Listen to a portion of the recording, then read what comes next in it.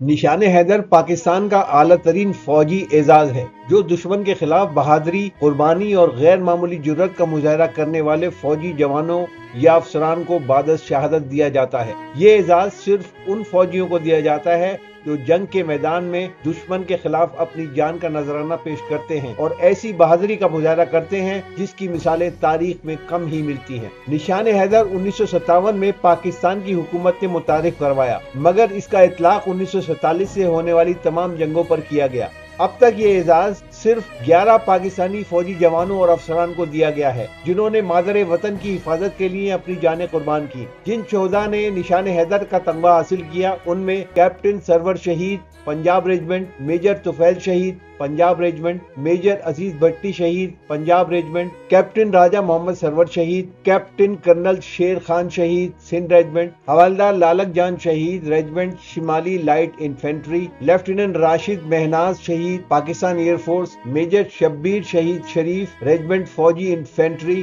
سوار محمد حسین شہید regiment armoured corps, lance Naik Muhammad Mahfooz شہید پنجاب ریجمنٹ اور نائک سیف علی جنجوعہ شہید آزاد کشمیر ریجمنٹ شامل ہیں۔ یہ عظیم سپاہی قوم کے وہ ہیرو ہیں جنہوں نے اپنی جانوں کا نذرانہ دے کر دشمن کے ناپاک عزائم کو خاک میں ملایا۔ نشان حیدر صرف ایک تمغہ نہیں بلکہ یہ قوم کی جانب سے ان بہادر سپوتوں کو خراج عقیدت ہے جنہوں نے مادر وطن کی حرمت کی خاطر اپنی آخری سانس تک لڑائی کی۔ آج بھی جب کوئی فوجی جوان سرحد پر کھڑا ہوتا ہے تو ان شہداء کی قربانیاں اسے حوصلہ اور ولولہ عطا کرتی ہیں۔ ان کے نام ہمیشہ زندہ رہیں گے اور پاکستان کی تاریخ میں سنہری حروف سے لکھے جائیں گے۔